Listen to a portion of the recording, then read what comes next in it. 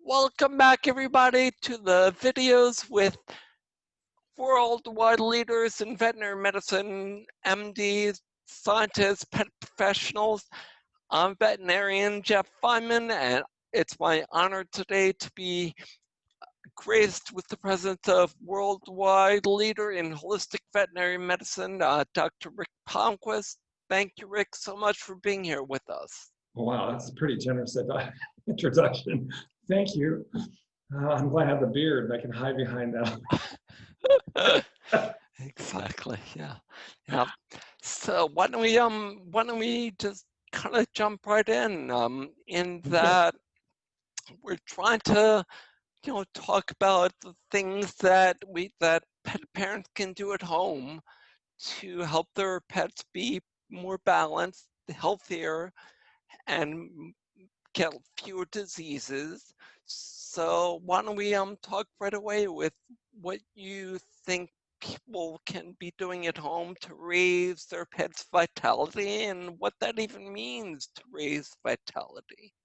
Well, I think it's a great question, and it's funny to me because if you think about health, which means whole and complete, right? And then we go like the only people that should be given advice are veterinarians. Well, that means you're not doing anything from here all the way over to here until your dog gets sick, and then you're going to the vet. And if you're doing wellness, then you're still not doing anything until you get a vaccine or you're going for heartworm control or one of those visits, which are actually all disease-oriented activities.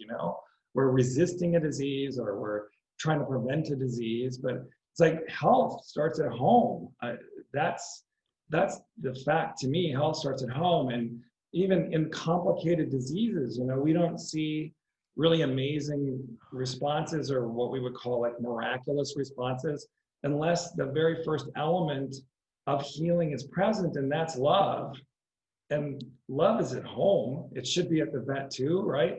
The word hospital means a safe place. You take your sick animal to the hospital, a safe place to get some treatment that's going to help them get better. But the first safe place is home, and that's where the love is. So we have every activity we do in healthcare needs to start with love. It needs to start there, and not the fuzzy, sugary stuff, but the actual real thing. And one of the things we work with our clients on is actually helping them understand that love's not a poetic idea, that it's a real thing. It's a substance that you can feel and know is present or know is absent. And people can do their own experiments on that. Love someone and sit with them, and then don't love them and sit with them and see if they can tell when you stop loving them. And I guarantee you that they can tell you. So if they can feel that, if they can see that, and they know that, then it's a real force. And we know from laboratory stuff that when we sit with cells in loving experience, their chemistry is better. So we don't have to argue it any further than that. Health and love go together. Anybody who wants to argue that's trying to sell us something that we don't need anyways. So I think at home, it's got to start with love. And that means love is going to do a few things, right? Love is going to be present with you. Love is going to allow you to have some safe space. Love is going to allow you to align your resources so that you can make the best of your talents. Love is going to let you exchange those with other people because none of us are whole and complete in every regard. That's why we have homeopaths and herbalists and politicians and electricians and chemists, because we all gravitate into different places.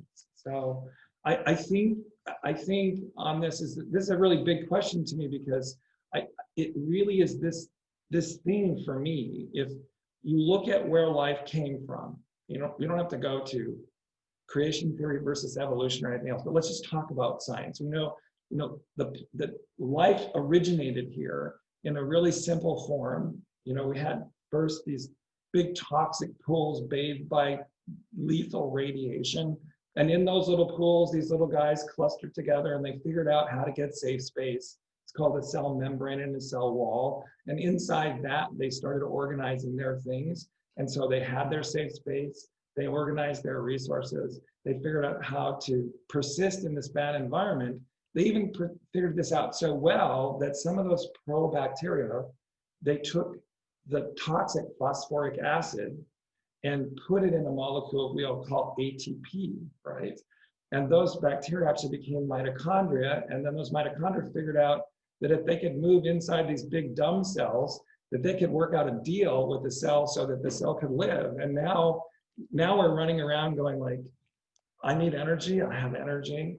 And we're more able to organize into more complicated life forms. So that's that love, brings a safe space, aligns resources, figures out how to get rid of toxic stuff. These are the functions of life itself, which is love manifesting. So that's my answer.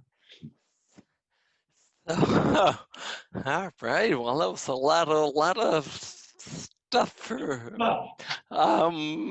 me to even ask questions about. But so yeah, I basically think you said love is gonna raise energy and vitality and your ability to heal via the cells and the mitochondria, which are the the energy producing machines of the body, of every cell. But I've got to assume that the vast majority of pet parents already love their pets, yet they're still getting sick. So that's why, I wonder what else they can do. Is it okay for them to be feeding, as most of us do, food out of a bag or out of a can, or go Well, let's talk about that. Let's talk about that, right? So if we have love wants to get good resources, right? So if you love your pet, you're going to go buy a good food, right? Obviously, you're going to get good food. You're not going to give them water out of the green, chemically, industrially polluted puddle in the drain off behind the chemical plant. You're going to get clean water, and hopefully you have clean air where you live. And those are all things that you can do. So when you pick the food, right, love demands truth. Love doesn't just demand truth, love is truth, right? So if we love, then we want to be using truth in those relationships. Unfortunately, truth isn't always in the relationship. So the way the marketing system works is it says, we ask the pet owner who loves their pet, what do you want to feed your pet? Now we already know what we're going to do because we've got it in a can over here on the shelf, but we ask them in that marketing way, what do you want to feed your food? Like how do you want good food to look and smell and be? And they take those answers, right? And then whatever characteristics they want, and they attach it to the can that they already have on the shelf or the bag of kibble that they already, and they say, so look, you want your dog to be healthy and run. So I'm going to show you a picture of a dog who's healthy and running and surrounded by happy people. And then I'm going to show you the picture of the bag. And then your mind is going to connect those two. And then you're going to go, I'm going to buy that food, right? But when you feed that food and then your dog's coat gets dry and it doesn't look as good, then you go to the vet, right? And then the vet says, oh, you need to add this fish oil and you need to add this thing on. And if that doesn't work, then we're going to give these medications that suppress this and turn that on. And ultimately what happens is we're in a disease cycle because love accepted information which wasn't accurate, right? The data that the decision-making process was made on wasn't accurate. And so if we look at that, we need to feed dogs fresh food. Now, why is fresh food so important? Fresh food is important because when you take fresh food and you put it in the oven at 400 degrees and cook it for several hours and make it into a nice brown little kibble, that little brown kibble has chemicals in it called advanced glycation end products. Now, very few consumers know about these. Some more are learning now. There's a really amazing doctor named David Turner who has a TED Talk that you can actually tune into and get some basic information about these. But AGE, Advanced Glycation End Products, acronym is AGE. So these chemicals make food brown. They make food taste good, right? But they also shorten lifespan, trigger cancer, turn on systemic inflammation. They cause a lot of difficulty for the entire body.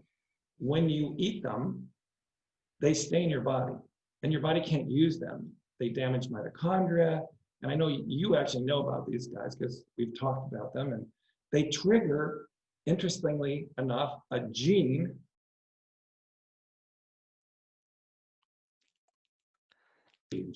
So age triggers rage.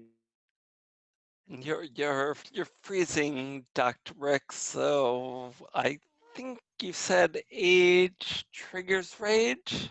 Age triggers rage, yeah. So these advanced glycation end products trigger the rage receptor, which turns on chronic inflammation.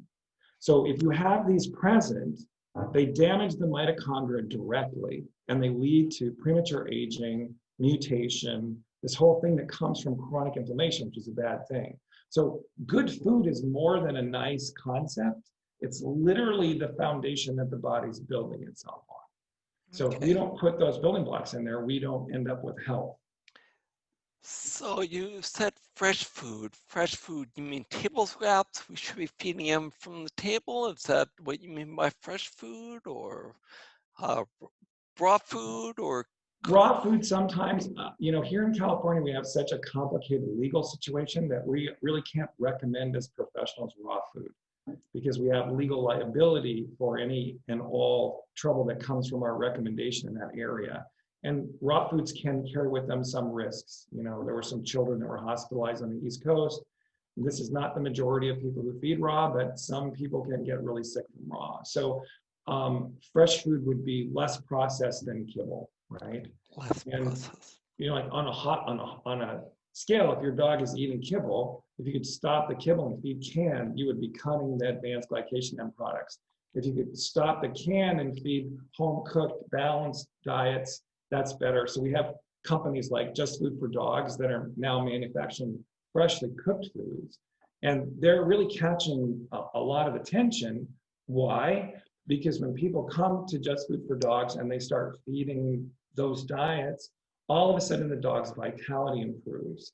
And this is the same reason that holistic veterinarians have said for a long time to feed these more elemental diets, these less cooked and raw type diets.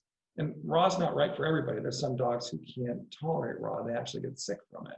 So we have to feed the right food to that patient, but feeding more natural, less processed, less chemically laden food. And chemicals are everything. It's not that chemicals are bad, but it's chemicals that aren't biologically helpful, right? So if the food has a preservative which damages mitochondria, and you could pick a food that didn't have that, wouldn't you pick the food that didn't have that? That's So you're equating love with vitality with fresh food, which helps the body work better. And dirt. And Yeah, dirt, dogs dirt, that dirt's have a good contact with healthy soil actually are healthier because they have access to the microbiome elements that actually teach the body how to handle things. And this people try and fix what they didn't give, right? So then they go and buy a probiotic and they think the probiotic is going to fix their dog's microbiome, but it can't. It's only one or two strains of organisms, and dirt's got all kinds of good stuff in it. We to be healthy, we need a good vagina. This is a fact, right? We need to come through a good vagina. Patients that are born by C-section and don't come through a good vagina have increased allergies, increased skin problems. In children, actually increased forms of blood cancer. And guess what prevents that?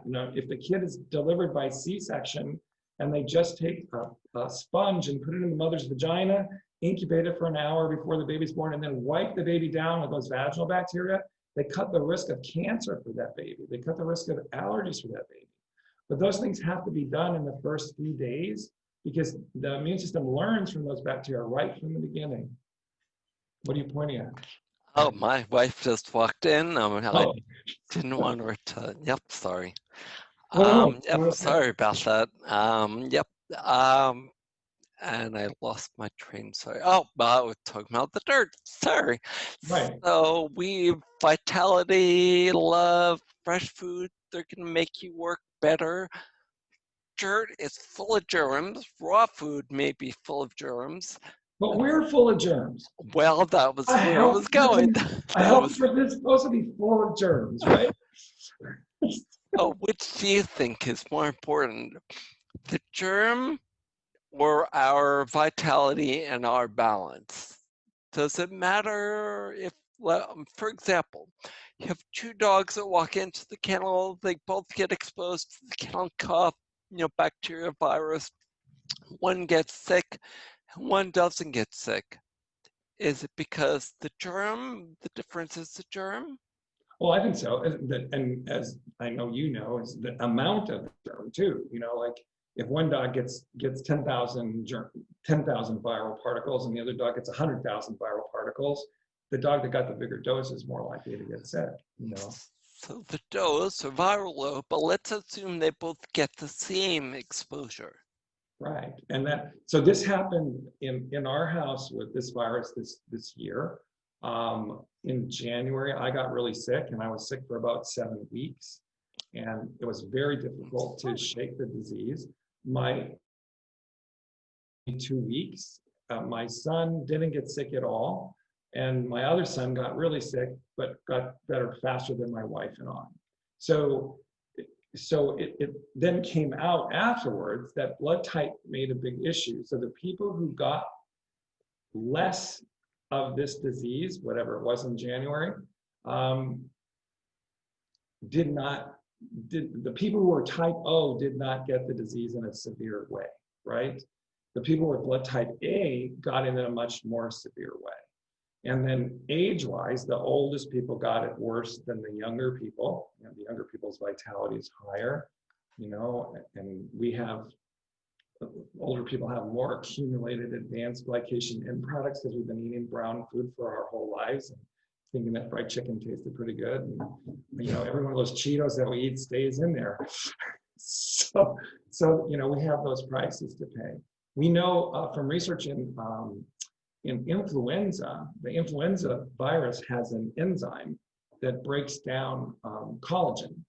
And there's a naturopathic theory that actually says that if you have a lot of toxins trapped in your extracellular matrix, that you're more susceptible to influenza, not because influenza is trying to kill you, but because influenza is breaking down the matrix, trying to help you get your toxin out. Now, I've never been able to interview an influenza virus, so I don't know if that's true or not. Well, you may be. Yeah. Okay. I'll let you know when I come across one that's ready to talk. I'll listen to the podcast. You may be the perfect person to ask this question because it relates to cellular energy, mitochondrial function, and whether you think that's related in any way to the symptoms that we measure or see in our pets. Well, mitochondria are responsible for viral immunity. I mean, they're part of the whole thing about recognizing bad guys coming into the body. So is the microbiome, and the microbiome actually signals when a virus invades, actually tells the immune system, hey, there's a dude here that's not supposed to be here. But bacteria do interesting things. And then we also have the virome, right? Those are the healthy viruses that live in us, that protect us and help us.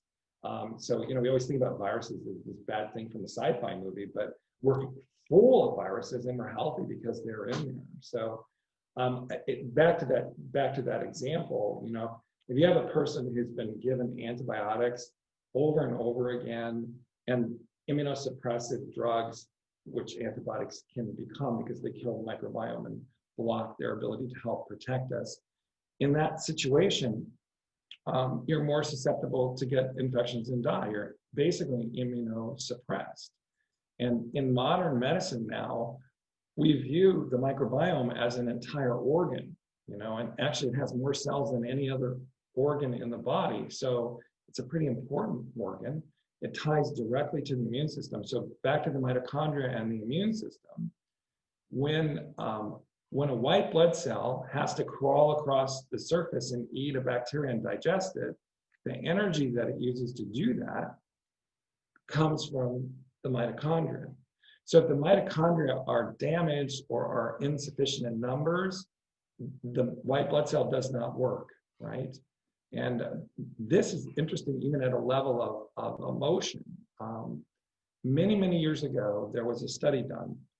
And in that study, they put an IV catheter in people and they put them in a movie theater and they showed them first Keystone Cop slapstick comedy. And while they were laughing and giggling at these silly guys running around on the screen, they took blood samples from the people in the audience and then took that blood into the laboratory and put it on a dish with bacteria and watched the white blood cells. And when people are laughing and feeling jovial, their white blood cells run around on the plate really fast and eat lots of bacteria. But then they showed the same people the death scene from Love Story, when she's dying from cancer, and everybody's crying. That's when we took the blood samples from. Take those same blood samples, just when you're feeling sad versus when you're feeling happy. Sad white blood cells sit on the thing like an egg, and they don't eat bacteria and they don't run around. Oh, so that great. This is in this conversation about vitality and energy, right? Science has a real problem with that, but we all know as doctors that depressed people have more infections. Well, if that's true, right, it's pretty straightforward to say if they're depressed, their white blood cells aren't doing anything. Their cops are all sitting in the, well, they're not even sitting in the donut shop. They're actually sitting in the bar. Like they're not doing their job. So that's crazy. And the mitochondria are part of that. If you hug somebody for 15 seconds, it activates mitochondrial function. And there's a lot of great research and evidence. There's Berkeley has a great paper, The Power of Awe, feeling those positive emotions. And I would love to get a copy of or know the reference of the study, but we'll talk about that when we're Well, and done. what's crazy is I can't find it. This is a study that I was taught about like 20 years ago. I was actually taught this in a lecture, but I don't have the reference. Never mind. Yeah, no. But it's logical for people to go like, I need that study. Like as soon as they hear it, they want to have it. The information to me is just, you can feel it. It's intuitive. A lot of what we're talking about is intuitive. Yeah. And that's because it's life. It's life. Life is love making a better way, and we know when we're doing that. And we also know when we're not a lot of the time. We go like, oh, I just really want a Sprite. I really want a soda. And you're like, you don't go like, wow, this is going to make me like strong, like Popeye. You go like, no, I want to get that buzz that comes from the sugar, or I want to get that taste that I had when I was a little kid. And my aunt, who I really loved, gave it to me. And I would always get Sprite when I went to her house. And I want a Sprite right now because I miss my aunt. But we don't think about all that, right? We just want to go auntie, Wow, awesome. All right, so just to quickly summarize, because I know you have to go on with your day: power of love, power of awe, raise your vitality. Vitality is energy that the body needs to work properly. It's highest in the young, and being depressed or eating low quality food may actually lower that vitality. And we'll talk next time perhaps about other things that we can do to help our pets rebuild and preserve their vitality.